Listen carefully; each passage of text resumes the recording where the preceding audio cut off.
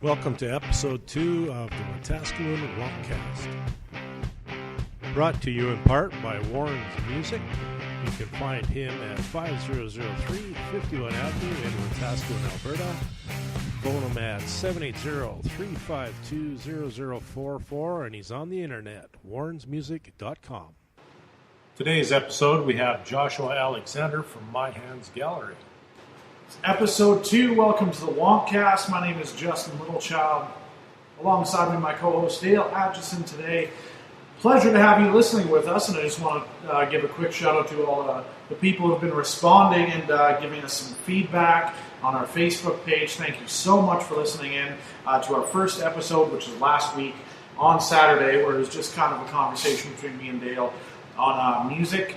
This is episode 2. Today we got a great guest, Joshua Danger Alexander. Danger is his middle name. He is here with us in the WonkCast studios, downtown Wetaskiwin today. Welcome, Josh. Hey, thanks. How are you? Thanks for having me here. Yeah, I'm good. I've never been on a podcast with two hosts before. That's good. That was the first time. We'll be gentle. So yeah, this is exciting to have you here. You're definitely one of my for people that aren't familiar with your work. You're a really, really great artist, and you do some fantastic work with finger painting. Yeah, that's and right. It's just but for finger painting, it looks so. It looks like you actually took a detailed paintbrush and got in there and did some Bob Ross kind of trickery to it. It looks great. I love it for some finger painting. And your art's on display at Delcon Visual Arts here in Wetaskiwin. We're just gonna have a chat with you here, casual. Don't want you to get too nervous. Just kind of spend some time with us and hang out, and we're basically just gonna find out all about you today. So, basically, first question I want to ask is your style, your particular painting style. A lot of it's in front of me right now. I'm looking at Amy Winehouse. I'm looking at Jim Morrison. I'm looking at Slash. I'm looking at Tupac. You have this really cool modern style, also kind of mixed with rustic, and really explosive. Just the way you kind of painted it. It's extreme. It's raw. But it's very, it stands out amongst a lot of other artists' work. Where did that style come from? Was that from did you emulate anybody in particular when you were going through that, or was it just kind of something that you one day you just kind of magically stumbled upon and said, "Hey, that looks kind of cool. I'm gonna stick with that." Well, to be honest, the main inspiration for when I first started painting came from one guy in particular named David Garibaldi, and then from there, he's a performance painter, and he does like 7-10 minute paintings. Most of them are around 5 minutes, something like that, and I can't paint that fast with my hands, so basically it's the same idea. I don't necessarily paint the same pictures as him, but the detail and all that stuff I can take my time on, so they look different, but it all came from that when I first started painting. From that artist, yeah. Yeah, that's great. I love it. I love it always to hear when people are inspired by another artist. And you were talking about performance painting and being kind of fast and everything. Is that something that you would try again, or are you just not kind of fast enough with it, or do you like to? Because I noticed a lot of your pieces, you can tell that you took your time with them and you actually sat and thought about what you were doing and put a lot of heart and soul into it. Whereas something like endurance painting, I imagine you have to be like kind of really quick at it and think on the spot a lot with it. Yeah, well, I've never actually done like a speed painting per se, like David Garibaldi does. I have done performance painting, I guess, like at Art Battle, and I've done a few shows and stuff where I do like an art demo where I take about an hour or so to do a painting. But it's a whole different game to try to paint one in 5 to 10 minutes. It's not the same thing. I can imagine. 28 years later, I'm still trying to draw a stick man a lot of the time. That's now. Did you paint like that in school? Were you able to draw like that in school, or was that a talent that came out later? Did you start drawing smaller kind of objects like apples and oranges and naked co-students and? I've never done anything like that. I'm actually not really a good drawer. I'm also not even really technically a good painter. I'm good enough at making something that looks nice. If you look at my art, you can. If you're a professional artist or someone who's gone to art school or something like that, you can see how my art doesn't really reflect an education in art, which is fine with me and fine with most people, but it looks nice to me, and if people like it on their walls, it's good enough for me. I don't really. I mean, I've gotten better since I first started, but I don't mean to be. I mean, like, I don't know how to say what I'm trying to say without sounding like a total asshole. But so again, just a plug for Josh here. Go to My Hands Gallery on Facebook. Do you have a website at all? Or? Yeah, it's joshuaalexander.ca. It's still under construction. Okay. I'm sure that'll come along great too. So look them up. I did have one. Well, I've got several questions for you, but have you always been artistic, or did it just kind of fall into your lap? Or? Okay, well, that kind of has a two-part answer, sort of. I mean, I've always been artistic. Probably from when I was first getting into exploring my artistic, what's the word? My artistic imagination, we'll call it. I was probably very young. I would draw a lot of Batman and that Spider-Man.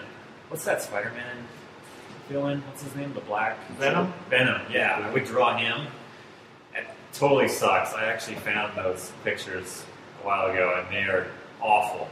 But then getting into painting, actual painting, I always thought I would never be able to paint. Like, I can draw sort of well. Let's say I can scribble good. And when it came to painting, my friend actually was like, hey, why don't we paint? I went over to her house to just hang out. It happened to rain that day, but we already made plans to chill. So went over to her house, and she was like, why don't we paint? Because we had no idea what we were going to do. So we went over to the dollar store, got a little canvas, some dollar store paints, and I painted a picture, and I actually sold that first painting, and my second painting, and my third painting. I'm a lot better than I was back then, but that's how I accidentally got into it. So I was always artistic, but I accidentally made it a career. That's awesome. How it come out of something accidental and just turned into something amazing. I love hearing stories like that. Where someone was like, "Oh, I just spilled paint on an old sheet in the garage, and I twirled it around with a stick and decided I wanted to be a painter." Not that that's what you did, but there are like multi-million-dollar paintings that came out that way. I think one of the biggest misconceptions about art is that people think you have to be totally mad, like totally crazy, to get to the point in your mind where you're, having such an expression in art. Like if you look at Jim Carrey, he's a fantastic painter, and his paintings are amazing. He's got a whole gallery, but he's gone nuts. But that shows in his paintings, and that shows in a lot of poetry too. If a lot of the older poets would have to be totally crazy to do something like that. Did it come out of a traumatic experience in your life that you wanted to do art, or was it like a hobby and you said, I'm going to stick with this, I like this, and things are looking good? The art just came by itself, by accident. Like, I just happened to be decent at making a picture come about. My father apparently is a really good artist, and my grandfather apparently is an amazing artist. And I recently actually just saw a painting by my grandfather. I never met this guy.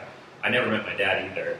But apparently they're both really good artists. So the trauma never, I don't think, at least not consciously, affected the way my art came out. I know what you're saying with like the Jim Carrey is a crazy character. I don't actually like his paintings, but I can see why they garner such a reaction, because they are quite visually full. Yes. If that's a right way to describe something. They are cool, I guess, and I actually do like one of his paintings that I've seen. But he's an example of someone who's not technically good at art either, or at painting. But people like his art, and it may be because they're Jim Carrey paintings, but I kind of see why people like them. But I mean, art is subjective, so. How old were you, or how young were you, depending on your perspective, when you first got your art into a gallery? Okay, so that would have been in 2012. That would have been my second year of painting. So, well, just close to the second year. It was let's see here. I was painting for about, I would say, 7 months before I went to Art Block in Edmonton. There's like a big... Is that the one they do on White Avenue? Yeah. Art Walk on White, I think they call it. And actually 4 galleries approached me that day, or that weekend. I was so stoked. I couldn't believe that I was making money off my art. Like, I sold... It's an amazing feeling when you create something and you get this... People won't pay for it. Yeah, you get someone to pay for it, but then you also get that, like, somebody has just spent their hard-earned money to buy something that I created and hang up in their house or hang up in wherever. Yeah, that would be such a cool feeling. Now, depending on your memory, do you know how many paintings you have painted over the history of your time painting? Or do you have like a rough estimate? I've been painting for 5 years. And if you go on my Facebook, you can see the ones, the paintings that I'm most proud of are on there. And there's probably, I don't know, like 70 or so paintings on there, maybe, let's say. There might be more or less. But there's like certain commissions and stuff I don't necessarily care about. I've never documented those, and there's been hundreds of those, I would say. Maybe, well, let's say over 100 of those. And as for the exact amount, I have no idea. I've done a lot. And you're not only a painter. You're No. you're a jack of all trades sort of deal. You just recently taken up welding at your own studio. You're a carpenter. You do lots of different metalworks. I mean, can you elaborate on some of the pieces you've done, or some of the art that you art forms? Calling me a welder and a carpenter might make some people who actually are welders and carpenters be like, excuse me. Yeah, they might call you out on that one. Sir, that is not a carpenter, that is not a welder. No, I'm not a welder, and I'm not a carpenter or a woodworker necessarily, but I do use a welder, and I do stick wood together to other wood. I make shapes. I don't make a woodworking project necessarily.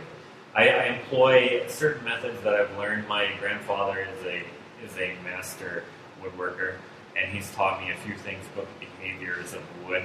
Not necessarily every species, but his favorite wood is black walnut, and he actually rescued about $30,000 worth of black walnut from a burn pile. And it's pretty awesome. I had no idea about wood, but anyways, to answer your actual question, is the welding came about because me and my older brother were doing, we had a store together, and we sold rustic decor and tables and stuff like that. He would take care of the welding. I would take care of putting the wood together. We'd make lame stuff that grandmas like to buy and stuff, easy stuff to sell. And then my brother, he moved away, so then his company moved with him, obviously, and I had to learn to weld myself. He taught me few things, and so I've learned to make the metal stick to other metal. But I'm not a welder. I would not pass an exam. Same with the woodworking. I can make things that look nice, but a real woodworker would be like, excuse me, that is not a real joint. Why didn't you use screws? You should have just made it stick together with a fancy dovetail or something, So I make things that people like to look at and use for practical use or decoration, but I don't know. I don't really know how to explain it better than that. Yeah, no, I get it. But I guess the point is, I'm getting at is you're not just a painter. Right. I'm an artist. Yeah.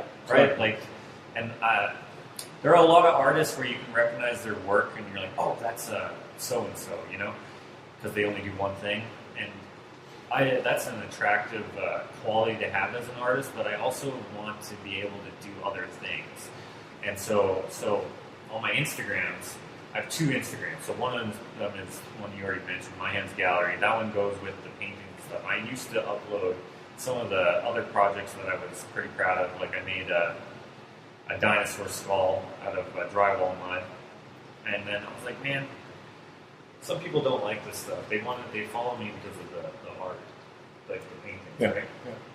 So I made another Instagram. It's called Ushitat, which is Cree for maker, and that's where I put all my other projects. All the stuff I make goes on there, basically. So can you spell that so people can maybe follow? Oh yeah, it's not spelled how it sounds. It doesn't really sound like a word to begin with, but it's Ushitat. So one thing I was going to ask you, everything that you've painted, drawn, whatever it was, what was your favorite? What was your all-time, like, that is the one I'm most proud of, or that's the one I want to do something big with? Or I definitely have one in mind. There's this one I call what did I call it? Jesus. I'm terrible at naming paintings, so I never remember what they're called. But it's a Muhammad Ali one I did, where he's fighting Floyd something or other. I forget what his name is.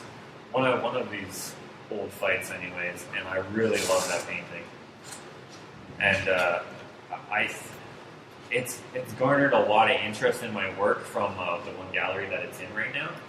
And I'm pretty proud of that one. That one's my favorite so far. But often when I paint another one, I'm like, oh no, this one's my favorite. So it changes. But that one I painted, I think, just before Christmas, and it's still my favorite. I painted a couple since then. Now, do you paint people you're particularly a fan of or particularly influenced by, or is it just something at the time that you think would be a good story? Okay, well, both. I'm a big fan of greatness, so it's not necessarily someone that I'm a fan of. I'm a fan of their greatness. Like, I'm not a fan of, let's see here, who's here?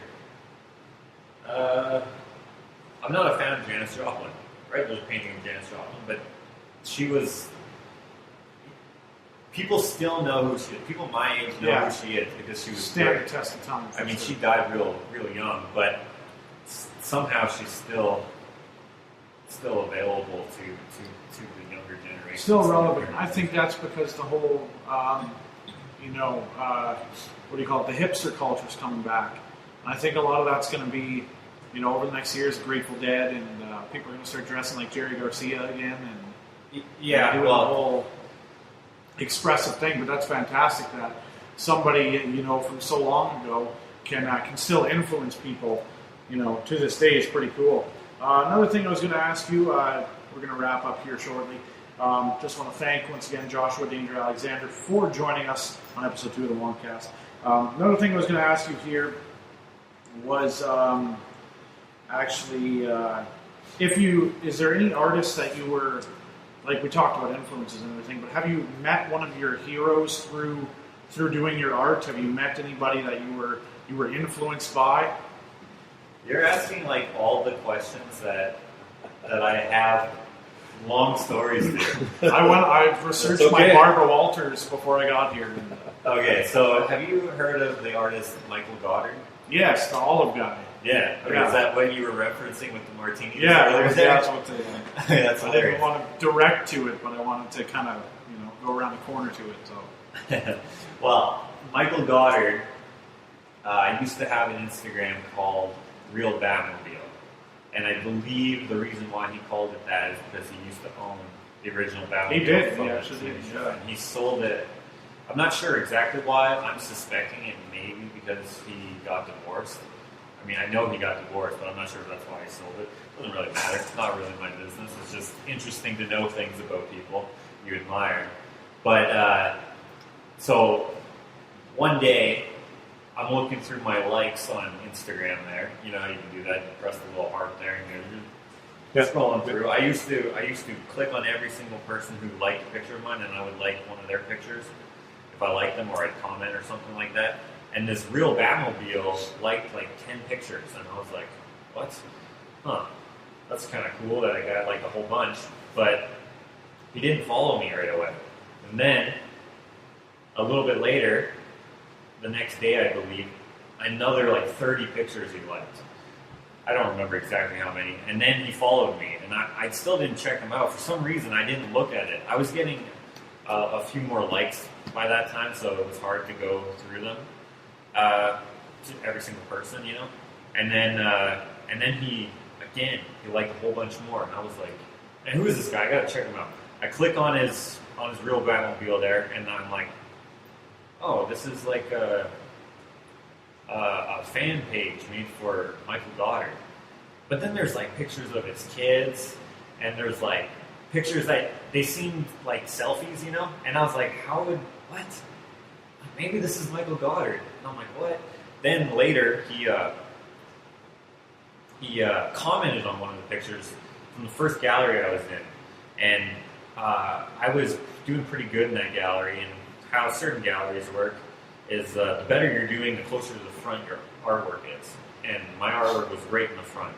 I believe I was their best seller. I'm not exactly sure, but I believe I was. I had the biggest wall, and I took a picture of it, and I posted that on my Instagram. I was pretty proud of that, being able to, in my first gallery, in my second year of painting, I was already in the front of a gallery.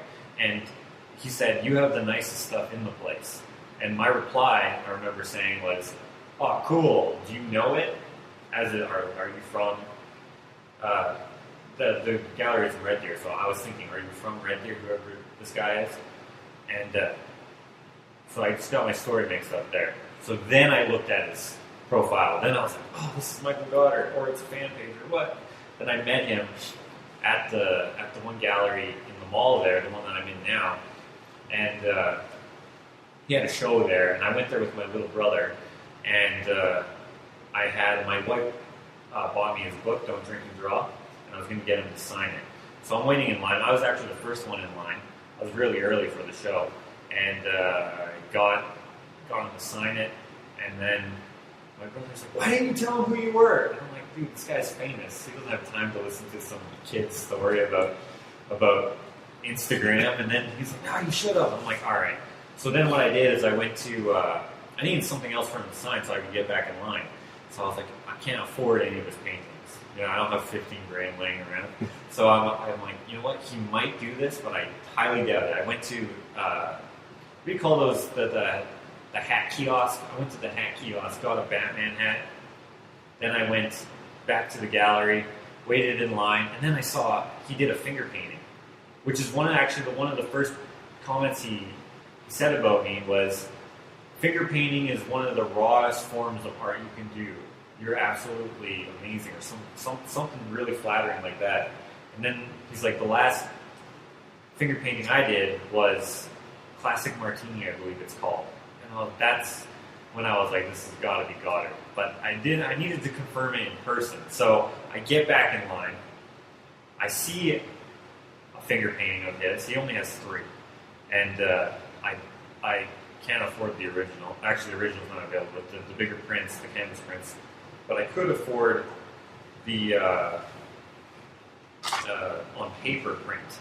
And it was like $700 or something like that. So it was still a lot for me to spend on a piece of art. But I was like, man, I got to see this guy again. If I go back in line with his hat, and he's like, "What the hell are you doing, kid?"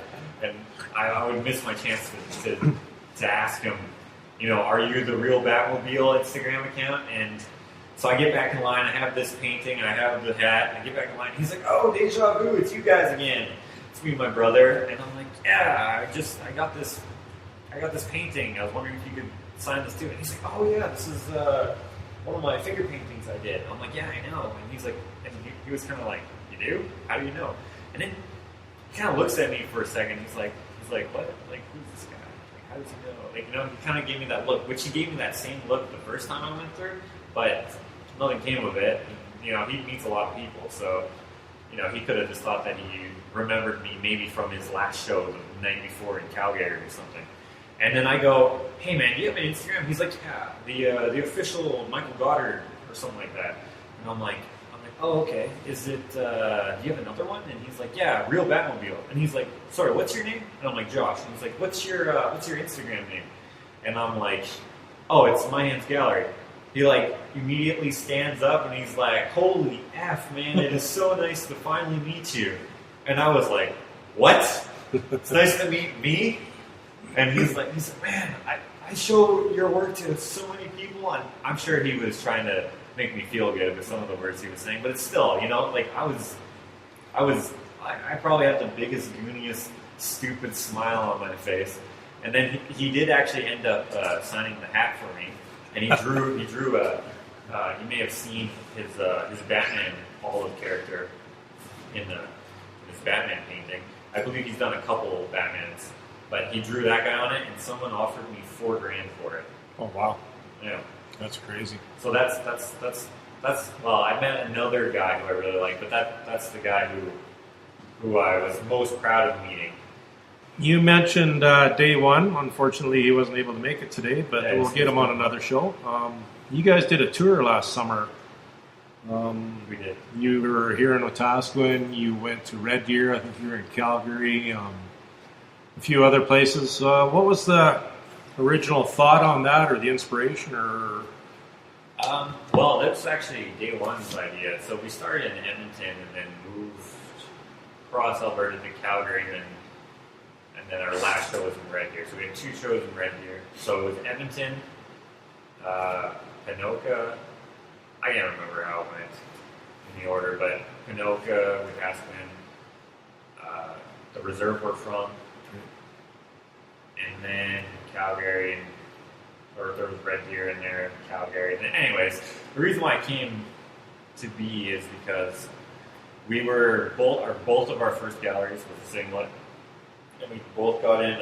He got in before I did, and we did a few art events through that gallery together, and then we did a few other shows. We did Art Battle together, and a few other things. And then he was like, "Hey, man, we should do a tour." And I was like, "Man, we're not famous. No one's gonna come to our show." And he's like, "Nah, but so what? We can still put it on a resume." I mean, it was pretty awesome when people did come. Yeah. Almost every show, we had a decent amount of people. So, and none of the shows did someone not come. Someone came to every one of the shows. So there was at least, there was a handful of people at each show, and then there were some that were quite good. So. And you also had some guest artists too along the way. Stephanie Kiptine, and then we also had this other girl. We had her at the Nipsey's gallery on the reserve there. Yeah, and both amazing artists in their own too. Right? Oh yeah. We wanted people that other people would be like, oh wow, those people are nice. Chris is pretty popular around this area. His art is in a lot of places. A lot of people recognize him, and a lot of people recognize him. I remember one time we were doing Nuit Blanche, and we're walking from his art piece to where I was doing my art piece. We're just hanging out, and this girl is walking by. She's like, "Hey, you're day one. Can I get a picture?" And it was pretty cool. I imagine it's pretty humbling for him. It happens to him more often than it happens to me, but it's pretty cool. But yeah, our shows were basically his idea to do the tour, and then the other artists that we had, like you said, Stephanie, and then we had Rihanna at the other gallery there, and that's all I think. I hope I'm not forgetting another guest. Well, I wasn't forgetting him intentionally. So what's that like? When you're doing painting and you got this music going on, you got DJs in there or a band, whichever happens. Does the music inspire you to do anything different than you normally would? Or? Well, the first show that kicked off our tour was Hip Hop in the Park, and I painted what's his name, Biggie Smalls. Oh yeah. So sometimes the event inspires what I'm going to paint, but not always. Sometimes I have something in mind, and sometimes I'm worried that when I paint something, if it doesn't turn out, I'll have to start over. And if there's people around, it's kind of a waste of their time, and it's embarrassing to me. Yeah, sure. So, I gotta know what I'm painting usually. But if I know ahead of time if there's a theme or something, I may practice one or two pieces kind of similar or something. Something like that. Awesome. I just want to take this time to thank Joshua Alexander for chatting with us here today on episode 2 of the WonkCast. Had a great chat with you. Thanks for coming in, man. And of course, thanks to Dale, my co-host, for not only starting the podcast but having me on and asking some great questions today. Josh, you got anything else you want to let people know, maybe? I'm going to be starting up my YouTube channel again, so if anyone is interested in what I do on the Instagrams, check out my YouTube channel when it's up. I'll have all that stuff. The Instagrams. Yeah, the Instagrams. Also my Facebook. Also, I do giveaways, so if someone's trying to get some free art, also every once in a while I have a contest. I just actually had a contest this past, 2 days ago or something like that, and I don't know how this guy guessed what it was, but it's a picture of a jackalope, and the guy was just like, "Oh, it's a jackalope," and I was like, "Damn it!" Like I try to make the contest hard because I can't really afford to give away art. What was the prize? The prize is I asked him what he liked. So the options were either print. So it would be an open edition print, so those are the paper prints, or a sticker, or a gift card or something like that. But I try to make the prize seem a little lame so that they aren't disappointed when they get it. And then I will often give them a lot more. Like my last contest, I gave away. Well, actually, it wasn't a contest. It was more of a draw. And when I had 1,000 followers on Instagram, finally, I said I would give away a painting. So the giveaway, it was a painting of David Bowie. It was a small painting. I framed it as well. And then on top of that, I gave her like 6 or 7 open edition prints, stickers, some other stuff. I can't remember everything else I gave her, but she was expecting a print. She got a bunch of other stuff too. It's a way to say thank you to the people who have become my fans, I guess.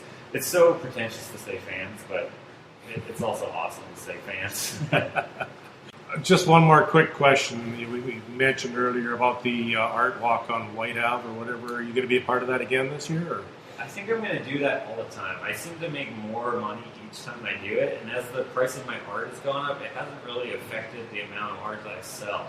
It's pretty awesome, the support you get from an event like that. So yeah, that's in July or something like that. Yeah, something like that. But not only just selling your art. I mean, you make a lot of contacts and networking. Oh yeah. So. There are a lot of shows and stuff come out of that, and then a lot of commissions and stuff like that. I'm definitely going to do it again unless something keeps me from it. I don't know about. Cool. Well, we're going to end this podcast now. Again, you want to list your website and your Facebook and all that stuff for the listeners? Sure. So the website is joshuaalexander.ca. It's still under construction, so I'm not sure exactly what's on there just yet. And then My Hands Gallery for Facebook and Instagram, as well as Ushitad for Facebook and Instagram, and that's spelled Usightat. That has all the stuff that I make, and My Hands Gallery has all the stuff that I paint. Cool. One quick question: Do you do commissioned works, right? I do, but now I'm a little pickier on what I actually decide to paint. So it usually has to be something that I would normally paint myself anyway. So if you want a picture of your newborn, I'm probably not going to do it just because you know what your newborn looks like and I don't. And if you give me a picture, it may look like the picture sort of, but it might not look like your kid. You spend a few hours on a painting and then they don't buy it. It's kind of frustrating. But, You just want to stick with your strong suits? Yeah, exactly. I want the art that I make to be something that I would actually paint. Yeah, for sure. All right. Well, excellent. Thanks for coming out and having us interview you, and we look forward to your works in the future. Thanks for inviting me.